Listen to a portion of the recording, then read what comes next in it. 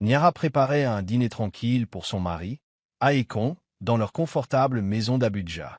Ils étaient mariés depuis 7 ans, mais les choses avaient changé. Aekon, qui avait autrefois pris soin d'elle, l'ignorait désormais, se concentrant uniquement sur son travail. Alors que Nyara mettait la table, elle sentit sa froideur et commença à douter de leur mariage. Lorsqu'Aekon rentra fatigué et en colère, ils se disputèrent. Dans un accès de rage, il chassa Nyara, la traitant de fardeau. Debout sous la pluie, trempée et le cœur brisé, Nyara réalisa qu'elle n'avait plus rien à perdre et aucune raison de rester. Nyara resta là, sous le choc, la pluie battante, le cœur battant à tout rompre. La tempête faisait rage autour d'elle, mais rien comparé à celle qui l'envahissait. Elle était seule sur le trottoir mouillé, avec pour seul bruit le bruit de la pluie et l'écho lointain de la porte qui claquait derrière elle. Aekon l'avait mise dehors, comme ça. Après 7 ans de mariage, c'est ainsi que tout s'est terminé. Il la traita de fardeau et la chassa de la maison comme si elle n'avait aucune importance. Le poids de ces mots la frappa plus durement que la pluie froide qui la trompait de la tête aux pieds. Elle resta plantée là un moment, incertaine de ce qu'elle devait faire. Comment en était-elle arrivée là? Elle avait tant essayé de faire en sorte que les choses fonctionnent. Elle l'avait aimé, soutenu, mais rien n'y faisait. Elle ne pouvait s'empêcher de trembler. Le vent hurlait et la pluie lui piquait le visage, mais elle ne bougeait pas. Elle se sentait comme un fantôme, perdue et abandonnée. Alors qu'elle s'éloignait, cherchant un endroit où se changer les idées, une voiture s'arrêta soudain à côté d'elle. Les phares perçaient l'obscurité et le bruit du moteur rugissait à ses oreilles. Au début, elle ne savait pas quoi penser. Était-ce quelqu'un qui s'arrêtait pour se moquer d'elle, pour la faire se sentir encore plus mal? Mais soudain, la portière s'ouvrit et un homme en sortit.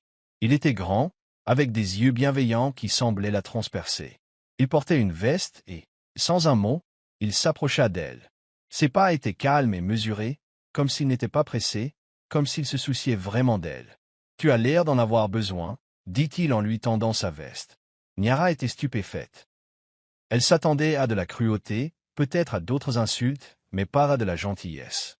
L'homme, Tanda, comme il se présenta, avait assisté à toute la scène depuis l'autre côté de la rue. Il avait vu Aekon claquer la porte et entendu les mots durs. La plupart des gens l'auraient ignoré, l'auraient laissé souffrir en silence, mais pas lui. Il lui offrit de la chaleur alors qu'elle était restée dans le froid. Nyara ne savait pas quoi dire. Sa gorge était serrée, comme si les mots étaient restés coincés en elle. Elle avait toujours été forte, toujours généreuse, mais maintenant elle se sentait si petite, si faible. Elle regarda Tanda, hésitante entre accepter sa gentillesse ou s'éloigner, essayant de conserver le peu de fierté qui lui restait. Mais quelque chose en elle changea. Elle ne se souvenait pas de la dernière fois où quelqu'un avait été aussi gentil avec elle. Aekon l'avait dépouillée de tout. Son amour, sa confiance en elle et sa valeur. Et voilà qu'un inconnu, un homme qu'elle n'avait jamais rencontré, lui offrait sa veste sans rien attendre en retour. L'empathie de Tanda la toucha profondément. Elle sentit les murs qu'elle avait érigés autour de son cœur s'effondrer, un tout petit peu. « Je ne sais pas quoi faire », murmura Nyara, sa voix à peine audible sous la pluie. Tanda n'hésita pas. « Viens avec moi », dit-il doucement. « Je t'emmènerai en lieu sûr. » Sans réfléchir, Nyara hocha la tête et le suivit jusqu'à la voiture. Elle s'assit sur le siège passager, la chaleur de la veste sur les épaules, un léger réconfort dans le chaos de ses émotions. Tanda démarra le moteur et traversa la tempête, sa présence calme contrastant fortement avec la tempête qui faisait rage en elle. Ils arrivèrent à un petit café, dont la lumière chaleureuse brillait à travers les vitres, une lueur accueillante dans l'obscurité. Tanda aida Nyara à sortir de la voiture et la conduisit à l'intérieur. La propriétaire, une femme âgée, sourit en voyant Tanda, puis la regarda avec bienveillance. « Tu es en sécurité ici ?» dit-elle doucement. En s'asseyant, Nyara sentit le poids du monde s'alléger légèrement. La tempête faisait toujours rage dehors, mais à l'intérieur, la paix régnait. Tanda s'assit en face d'elle, sa douce présence lui donnant l'impression de ne pas être seule au monde. Pour la première fois depuis une éternité, quelqu'un l'écoutait vraiment. « Je suis vraiment désolé que tu aies dû endurer ça », dit Tanda d'une voix douce mais ferme. « Personne ne mérite ça. » Nyara le regarda, les larmes aux yeux. Elle n'avait pas réalisé à quel point elle avait besoin que quelqu'un lui dise ces mots jusqu'à maintenant. « Je ne sais même pas ce qui s'est passé, avoua-t-elle. Je pensais avoir tout bien fait, mais il m'a quand même jeté. Tanda hocha la tête, compréhensive. Les gens peuvent être cruels, mais ce n'est pas ta faute. Tu mérites quelqu'un qui te respecte, qui t'apprécie. Nyara sentit quelque chose remuer en elle. Ce n'était pas seulement le soulagement d'avoir échappé à la pluie, mais la réalisation que peut-être, juste peut-être, elle pourrait prendre un nouveau départ. Cet instant, cet étranger bienveillant, était le début de quelque chose de nouveau. Elle ignorait ce que l'avenir lui réservait, mais pour la première fois depuis longtemps, elle sentit une lueur d'espoir. Cette rencontre avec Tanda, une inconnue qui lui avait témoigné sa gentillesse alors qu'elle pensait tout perdu, allait tout changer. La pluie martelait les vitres tandis que Tanda conduisait Nyara à travers la tempête. Le monde extérieur était un brouillard d'eau et d'obscurité, mais à l'intérieur de la voiture régnait un silence étrange, un calme presque surréaliste après tout ce qui venait de se passer. Nyara n'arrivait toujours pas à croire qu'on l'avait mise à la porte. Un instant, elle s'accrochait à l'espoir, et l'instant d'après, tout s'est effondré. Pendant qu'il conduisait, Nyara regardait par la fenêtre, l'esprit en ébullition. Elle n'avait pas beaucoup parlé depuis que Tanda lui avait offert sa veste. La chaleur de celle-ci lui avait semblé une bouée de sauvetage, mais son esprit était encore sous le choc des paroles d'Urdékon. Un fardeau. Elle entendait ce mot dans sa tête. Était-ce vraiment comme ça qu'il la voyait? Un fardeau? Elle secoua la tête, essayant de chasser ses pensées.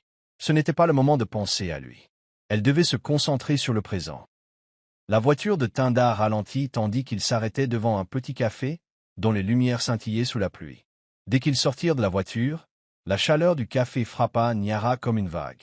Elle ressentit un soulagement, comme si elle avait été debout pendant des heures dans la tempête et avait enfin trouvé refuge. Tanda la conduisit à l'intérieur, où l'air embaumait le café et le pain cuit.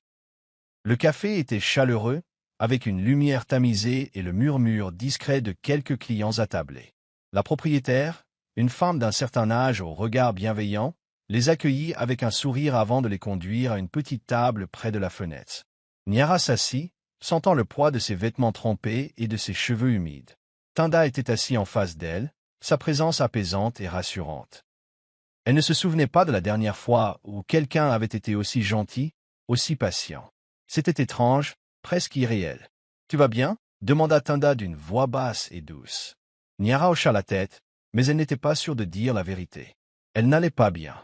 Elle était dans un état lamentable. Son monde venait de s'écrouler et elle ne savait pas comment recoller les morceaux. « Je ne sais plus où donner de la tête », dit Nyara d'une voix tremblante. « Je croyais avoir tout compris. Je pensais que nous étions heureux, mais maintenant, j'ai l'impression que toute ma vie n'a été qu'un mensonge. » Tanda l'écoutait, vraiment, comme s'il comprenait exactement ce qu'elle traversait. Il ne l'interrompait pas, ne lui donnait aucun conseil. Il la laissa simplement parler et, pour la première fois depuis longtemps, Nyara se sentit écoutée. « Je comprends, » dit Tanda au bout d'un moment, d'un ton doux mais ferme. « J'ai perdu ma femme il n'y a pas si longtemps. Elle a été malade longtemps et je l'ai vue s'éteindre lentement. Ça a été dur. Depuis, je voyage, essayant de me changer les idées, de trouver un peu de paix. » Nyara le regarda, le cœur serré. Il avait souffert aussi, à sa manière.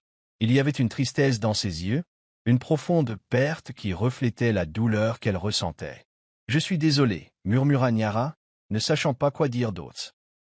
Tanda esquissa un petit sourire, mais il n'y avait aucune pitié dans ses yeux. « Ce n'est pas grave, ça fait partie de la vie, mais j'ai appris quelque chose.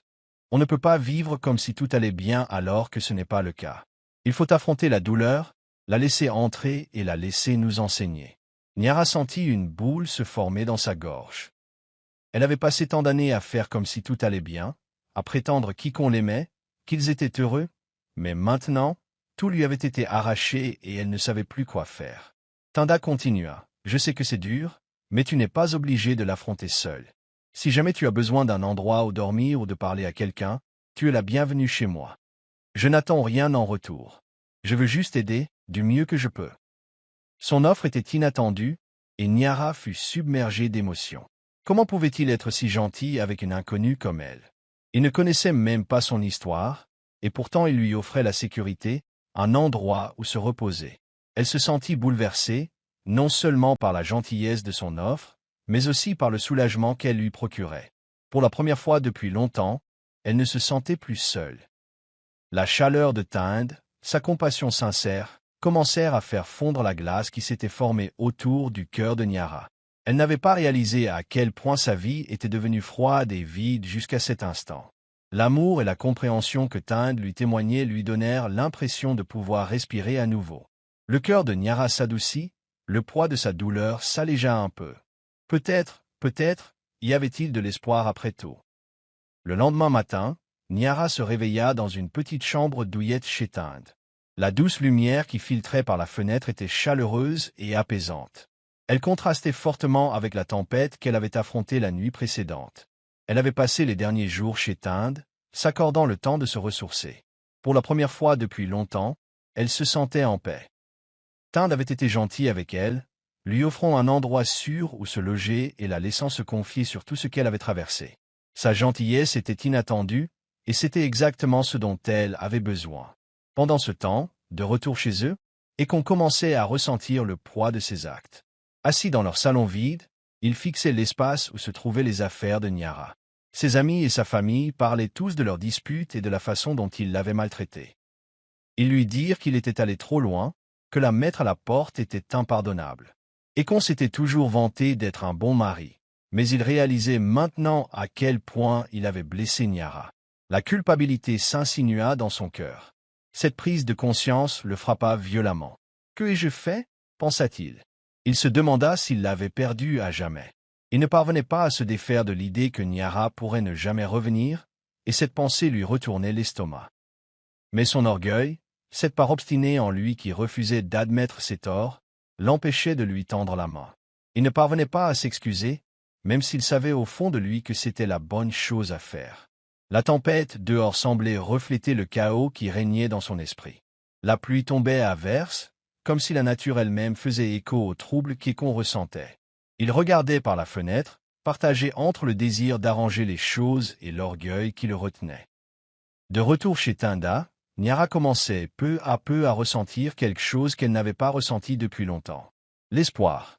La gentillesse dont Tinda lui avait fait preuve était comme un baume pour son cœur blessé. Elle ne s'attendait pas à ressentir cela, mais elle commençait à se sentir en sécurité avec lui. Son écoute, ses paroles douces et la chaleur qu'il lui prodiguait l'aidaient à guérir. Plus elle passait de temps avec Tinda, plus elle se sentait attirée par lui. Il n'était pas comme Ekon. Il ne la prenait pas pour acquise. Il ne la rabaissait pas. En fait, il la faisait se sentir importante, comme si ses sentiments comptaient vraiment. C'était un sentiment étrange, et Niara ne savait pas trop quoi en faire. Elle n'était pas prête à se précipiter, mais elle ne pouvait nier le lien qu'elle ressentait avec Tinde. C'était comme s'il la comprenait comme personne d'autre ne l'avait jamais fait. En regardant la pluie par la fenêtre, elle réalisa que la tempête en elle commençait à se calmer. Mais la tempête en Ekon, elle, ne faisait que commencer. Le cœur d'Ekon s'emballait tandis qu'il arpentait sa maison vide. Le poids de ses actes le frappait de plein fouet. La tempête intérieure s'était intensifiée, tout comme celle du dehors. Il réalisa qu'il avait poussé Niara à bout et qu'il risquait désormais de tout perdre. Son mariage, sa réputation et l'amour qu'il tenait autrefois pour acquis. Son orgueil l'avait empêché de s'excuser pendant des jours, mais il était désormais trop tard. Il ne pouvait s'empêcher de penser à Niara et à ce qu'il avait fait. Le désespoir l'envahissait. Il ne pouvait imaginer une vie sans elle, et l'idée qu'elle ne revienne jamais le déchirait. Il prit son téléphone et composa son numéro. Ses mains tremblaient tandis qu'il laissait message après message, implorant son pardon. « Niara, s'il te plaît. Je suis vraiment désolé. Je ne pensais pas ce que j'ai dit. Tu me manques. Je ferai tout pour arranger les choses. Reviens, s'il te plaît. » Sa voix s'est brisée dans le dernier message. Mais Niara, dans la paix qu'elle avait trouvée auprès de Tinde, était trop blessée pour répondre. Elle refusait d'entendre ses excuses. Elle refusait de retourner à sa vie passée avec lui, faite de négligence, de colère et de promesses non tenues. Elle s'était sentie invisible dans ce mariage pendant trop longtemps. Ce soir-là, Niara était assise sur le canapé, son téléphone à la main. Elle fixait la messagerie d'Ekon, hésitant à l'écouter. Elle prit une grande inspiration et joua. Tandis que sa voix résonnait à ses oreilles, sa colère monta en elle. Elle se souvint de tout, comment il l'avait repoussée, comment il l'avait jetée dehors sous la pluie. La douleur de cet instant revint. Son cœur se serra lorsque le message se raccrocha. « Il est seulement désolé maintenant, car il sait qu'il risque de me perdre, pensa-t-elle, mais c'est trop tard. Nyara raccrocha, sentant le poids de sa décision. Elle refusait de retourner à la vie qu'elle avait connue. La femme qu'elle avait été avait disparu, et celle qu'elle était en train de devenir méritait mieux. Elle méritait amour et respect, des choses qu'Ekon ne lui avait pas données. Pendant ce temps, Tinde remarqua la tristesse dans les yeux de Nyara en écoutant le message. Il pouvait voir le combat intérieur qu'elle menait. Il avait été là pour elle dans ses pires moments et il voyait sa force grandir en elle.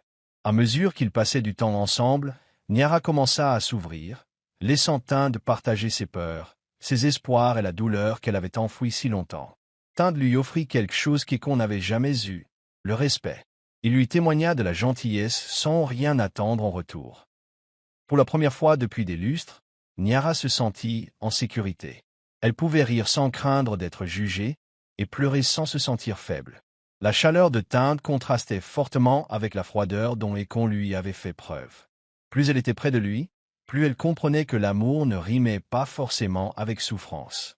Il se souciait d'elle d'une manière qui la valorisait, et c'était un don qu'elle ne pouvait ignorer. Au fil des jours, Nyara se rapprocha de Tinde et, pour la première fois, elle s'autorisa à croire qu'elle méritait une vie amoureuse, une vie où ses sentiments comptaient et où le respect primait. La tempête intérieure s'apaisait, mais celle qui régnait dans le cœur d'Ekon ne faisait que commencer. La tension était palpable au café ce jour-là. Nyara était assise à une table dans un coin avec Tinde, sirotant son café, se sentant en paix pour la première fois depuis des semaines. Elle ne s'attendait pas à ce qui allait arriver. Soudain, la porte s'ouvrit et Ekon entra, les yeux rivés sur Nyara, le visage empli d'un mélange de désespoir et de regret. Il ne vit même pas Tinde assis en face d'elle. Il s'avança d'un pas léger, la voix tremblante, en arrivant à leur table. « Nyara, s'il te plaît, j'ai besoin de te parler, » dit Ekon d'une voix désespérée. « J'ai réfléchi à tout. J'avais tort. Je sais que je t'ai blessé, et j'en suis désolé. Je te promets que je changerai. Je ferai tout pour arranger ça. » Le cœur de Nyara fit un bond, mais il n'y avait plus de place pour ses mensonges. Ses yeux se remplirent de larmes, mais elle resta forte, retenant le flot qui voulait se déverser. Elle regarda Ekon, l'homme qu'elle avait aimé, et réalisa le chemin parcouru depuis son départ. D'une voix calme, elle dit « C'est trop tard, Ekon. Tu ne peux plus me contrôler. Tu m'as perdu dès l'instant où tu m'as traité comme si je ne comptais pas. » Le visage d'Ekon s'est décomposé, ses yeux se sont écarquillés sous le choc, mais il n'était pas prêt à abandonner. « S'il te plaît, Nyara, je t'aime, je peux changer. Donne-moi juste une chance. » Mais Nyara secoua la tête, le cœur brisé. « Numéro, tu ne m'aimes pas. Tu aimes l'idée que j'étais, la femme que tu pouvais contrôler. Mais cette femme est partie. » Tinde, qui observait en silence, lut la douleur dans le regard de Nyara. Il se leva, sa présence forte et inébranlable. Il s'avança, se plaçant entre Nyara et Ekon, lui barrant le passage. Il n'allait plus laisser Ekon la manipuler. « Tu as eu ta chance, » dit Tinde d'une voix ferme. « Mais c'est fini maintenant. Nyara mérite mieux que des promesses en l'air et des mensonges. Elle mérite le respect, l'amour et quelqu'un qui l'apprécie pour ce qu'elle est. » Ekon fit un pas en arrière, stupéfait par les paroles de Tinde. Il avait toujours eu l'habitude d'obtenir ce qu'il voulait, mais voilà quelqu'un qui n'avait pas peur de lui tenir tête. Quelqu'un qui se souciait de Nyara comme jamais auparavant. Pour la première fois, Ekon comprit la vérité. Il l'avait perdue. Il resta là, sans voix, l'esprit en ébullition. Comment avait-il pu être aussi aveugle? Comment avait-il pu laisser quelqu'un d'autre voir la valeur de Nyara alors qu'il la traitait comme une moins que rien? Les mots de Tinde résonnèrent dans son esprit. Nyarmarit, Muke Toy. Nyara regarda Ekon une dernière fois, le cœur libéré de tout espoir. Il avait disparu. Elle avait trouvé quelque chose de bien plus noble. « Tu as raison, Tinde, » dit Nyara d'une voix douce mais ferme. « Je mérite mieux, et je l'ai enfin trouvé. » Iko. Elle se tenait là, sa fierté brisée. La réalité de ce qu'il avait perdu le frappait de plein fouet. Il avait tenu Nyara pour acquise, et désormais, il n'y avait plus de retour en arrière possible. Alors que Nyara et Tinde quittaient le café ensemble, et qu'on les regarda sortir. Son cœur se serra. Pour la première fois de sa vie, il savait qu'il avait perdu quelque chose d'inestimable. Nyara ne quittait pas seulement un mariage, elle s'engageait dans un avenir où elle serait aimée, respectée et enfin libre, et Ekon ne pouvait rien y faire. Ekon se tenait sur le seuil du café, le cœur serré à chaque pas que Nyara s'éloignait de lui. Il l'avait imploré de lui pardonner, lui avait fait des promesses qu'il n'avait jamais eu l'intention de tenir, et pourtant, ce n'était pas suffisant. Nyara ne regardait pas en arrière. Elle s'éloignait avec Tinde, et Ekon savait au fond de lui qu'il l'avait perdue à jamais. Alors que la porte se refermait derrière eux, Ekon resta figé, humilié. Il avait détruit ce qui comptait le plus pour lui, et maintenant, il ne lui restait plus que des regrets. Son esprit se remplissait de 1000 questions. Comment en était-il arrivé là? Que aurais-je pu faire différemment? Mais les réponses étaient claires. Il avait repoussé Nyara par sa froideur, son emprise et sa cruauté. Il était désormais seul, contraint d'assumer les conséquences de ses actes. Dans une tentative désespérée, Ekon attrapa son téléphone, les mains tremblantes, tandis qu'il composait le numéro de Nyara. Il avait besoin qu'elle l'entende, qu'elle comprenne qu'il était désolé, qu'il avait changé. Mais quand le téléphone sonna et tomba sur la messagerie, son cœur se brisa. « Nyara, s'il te plaît, décroche. Je sais que je t'ai blessé, mais je ne peux pas te perdre. S'il te plaît, reviens vers moi. » Sa voix se brisa, mais il n'y eut pas de réponse. Il raccrocha, sentant le poids de ses mots s'abattre sur lui. Le silence à l'autre bout du fil était assourdissant. Nyara était passée à autre chose, et qu'on n'avait plus que ses paroles creuses et son orgueil brisé. Pendant ce temps, Nyara sentait un poids s'enlever de ses épaules. Elle avait passé tant d'années dans un mariage où sa valeur était remise en question, où l'amour était relégué au second plan. Maintenant, aux côtés de Tinde, elle ressentait quelque chose qu'elle n'avait pas ressenti depuis des années, la liberté. Tinde, toujours gentil et encourageant, avait été là pour elle quand personne d'autre ne l'était. Il ne la jugeait pas, il n'essayait pas de la changer. Il l'écouta simplement, sincèrement, tandis qu'elle commençait à se confier sur les années de souffrance qu'elle avait endurées. Grâce aux encouragements de Tinde, Nyara reprit conscience de sa valeur. Elle n'était plus la femme brisée qu'Ekon avait laissée derrière lui. Elle était forte, capable et prête à reconstruire sa vie. Tinde ne demandait rien en retour. Il voulait juste l'aider à trouver le bonheur qu'elle méritait. C'était un sentiment que Nyara avait presque oublié. Quelqu'un qui prenait soin d'elle, sans rien attendre en retour. Ensemble, elles commencèrent à faire des projets. Nyara s'est lancée dans une nouvelle carrière dont elle avait toujours rêvé, mais qu'elle n'avait jamais eu le courage d'entreprendre. Elle a progressé petit à petit vers la vie qu'elle avait toujours voulu, libérée des chaînes du joug d'Ekon. Au fil des jours, Nyara se sentait plus légère. Pour la première fois depuis longtemps, elle ne regardait plus par-dessus son épaule, attendant le prochain choc émotionnel. Elle avançait, et elle avait l'impression de maîtriser enfin son destin. Ekon, quant à lui, se complaisait dans le vide qu'il avait créé. La culpabilité et la honte d'avoir perdu Nyara le rongeaient, mais il était trop tard. Il l'avait perdue, et cette fois, il n'y avait plus de retour possible. Nyara était libre, et, embrassant sa nouvelle vie, elle savait qu'elle ne laisserait plus jamais personne la contrôler. L'histoire de l'évasion de Nyara s'est répandue comme une traînée de poudre. Ce n'était pas seulement une victoire personnelle, c'était une déclaration. Des gens de tout le pays se sont ralliés à elle, inspirés par sa force et son courage à quitter un mariage toxique. Les gros titres ont couvert son histoire. Une femme échappe à un mariage violent et trouve l'amour et la liberté. Le visage de Nyara est devenu un symbole d'émancipation. Elle n'était plus la femme réduite au silence et contrôlée. Elle était celle qui avait repris sa vie en main. Les gens la voyaient non pas comme une victime, mais comme une héroïne. Les soutiens ont afflué du monde entier. Des femmes ayant traversé des épreuves similaires ont manifesté leur soutien et leur admiration. Les réseaux sociaux ont déferlé sur les réseaux sociaux, avec des hashtags comme #NyaraStrong et #EmpoweredWomen en tête des tendances. Les opportunités se sont multipliées. Les marques souhaitaient collaborer avec elle, lui proposant des contrats et des collaborations. Mais il ne s'agissait pas seulement d'une question de business, mais de se réapproprier sa voix. Nyara, autrefois prisonnière d'une vie de peur, utilisait désormais sa tribune pour s'exprimer. Elle a commencé à partager son histoire, encourageant d'autres femmes à s'éloigner des relations malsaines et à trouver leur propre force. Alors que Nyara devenait l'icône qu'elle était censée être, le monde d'Ekon commençait à s'effondrer. La réaction du public fut rapide et impitoyable. Les médias qui autrefois le vantaient ont désormais dénoncé son comportement abusif. Ses partenaires commerciaux, autrefois fidèles, ont commencé à prendre leur distance, incapables d'ignorer les preuves croissantes de sa toxicité. L'homme, autrefois considéré comme une figure respectée et prospère, était désormais la cible d'un dégoût général. Akon tenta de sauver sa réputation, mais il était trop tard. Le mal était fait. Les investisseurs se sont retirés de ses projets et les clients ont résilié leurs contrats. Même ses amis les plus proches ont commencé à prendre leur distance, refusant de s'associer à un homme qui lui avait causé tant de souffrance. En revanche, Tinde, qui avait discrètement soutenu Nyara depuis le début, est devenu son pilier. Sa force tranquille et sa compassion étaient ce dont Nyara avait besoin dans ce nouveau chapitre de sa vie. Il ne recherchait ni l'attention ni la reconnaissance, il voulait juste la voir heureuse. Mais son rôle dans la guérison de Nyara ne passa pas inaperçu. On le félicitait d'être l'homme que Nyara méritait depuis toujours. Au fil des semaines, Nyara continuait de briller.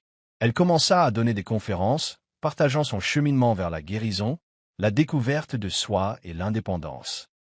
Son histoire a trouvé un écho auprès de nombreuses personnes, et elle a rapidement été invitée à intervenir lors d'événements d'autonomisation des femmes à travers le pays. Pendant ce temps, Akon restait assis dans le silence qu'il avait lui-même créé, seul face aux ruines de sa vie.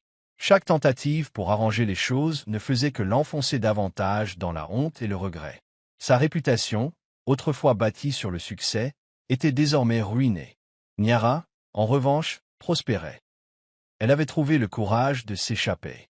Et maintenant, sous les yeux du monde entier, elle démontrait à tous qu'il était possible de s'élever au-dessus des ténèbres. L'opinion publique s'était exprimée. Elle était du côté de Nyara. Et avec cela, elle savait que son chemin vers l'autonomisation ne faisait que commencer. Avec Tinde à ses côtés, Nyara entamait un nouveau chapitre de sa guérison. Elle savait que ce ne serait pas facile, mais elle était déterminée à reconstruire sa vie, petit à petit. La première étape a été une thérapie. Après des années de violence psychologique, elle a finalement compris qu'elle avait besoin d'aide pour guérir. Tinde l'a encouragée à consulter un professionnel, sans jamais insister. Il respectait son rythme et était toujours là quand elle avait besoin de parler, mais il ne la forçait jamais à rien. Chaque séance de thérapie était difficile, mais elle aidait Nyara à se libérer des chaînes de son passé. Peu à peu, elle commença à comprendre l'ampleur des dégâts causés par Akon. Les cicatrices émotionnelles étaient plus profondes qu'elle ne l'avait imaginé. Mais à chaque séance, elle gagnait en force. Il ne s'agissait pas d'oublier ce qui s'était passé. Il s'agissait d'apprendre à aller de l'avant, à reprendre le contrôle de sa vie.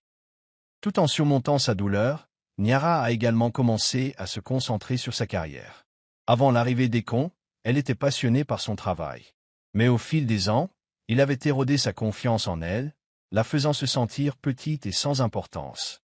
Maintenant, pour la première fois depuis des années, Nyara redécouvrait son ancienne personnalité.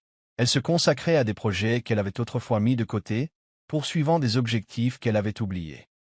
Elle sentit l'étincelle de la passion s'allumer à nouveau en elle, et ce fut comme un sentiment de liberté. Tinde était là à chaque étape. Il n'essayait pas de la brusquer ni de la changer. Il la soutenait simplement, lui laissant l'espace nécessaire pour s'épanouir. Quand Nyara passait une mauvaise journée, Tinde n'essayait pas d'arranger les choses. Il l'écoutait simplement.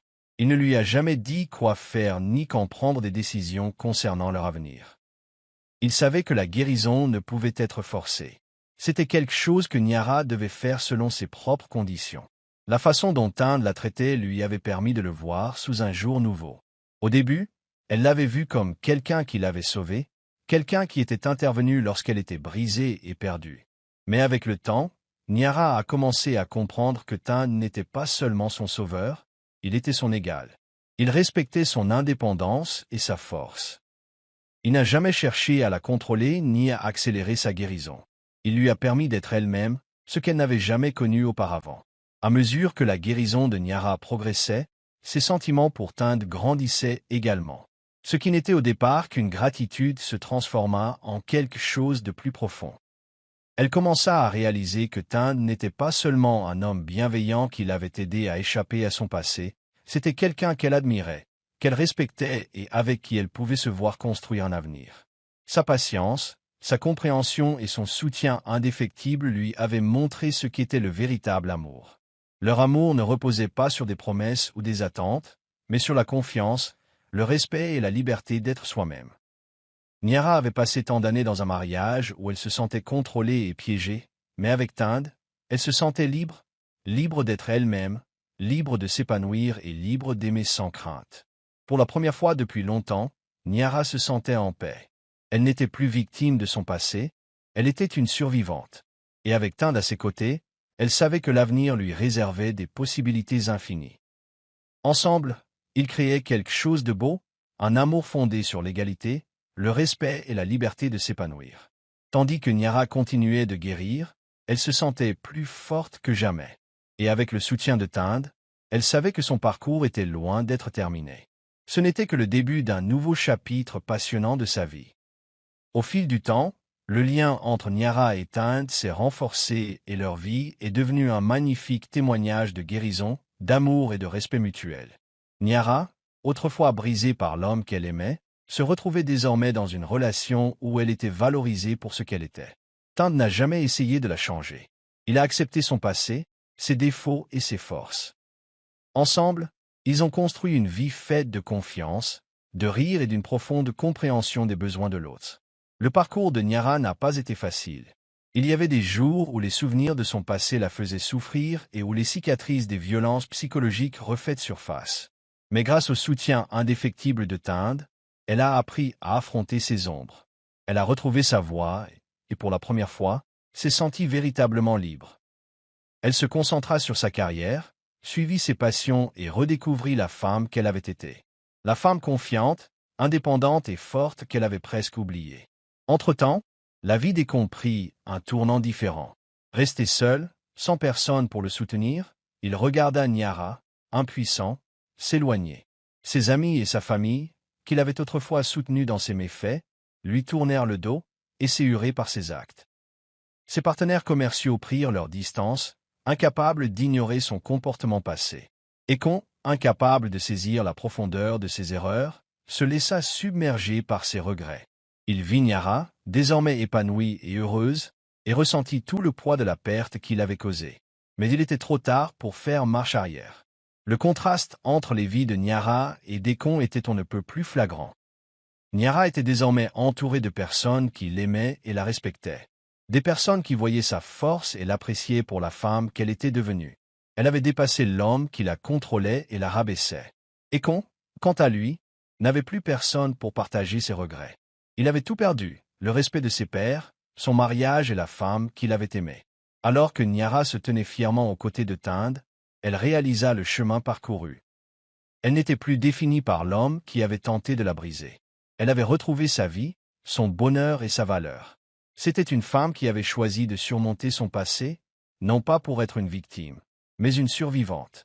L'amour qu'elle partageait avec Tinde prouvait qu'elle pouvait construire quelque chose de beau et de durable, ne vivant plus dans l'ombre de ses erreurs passées.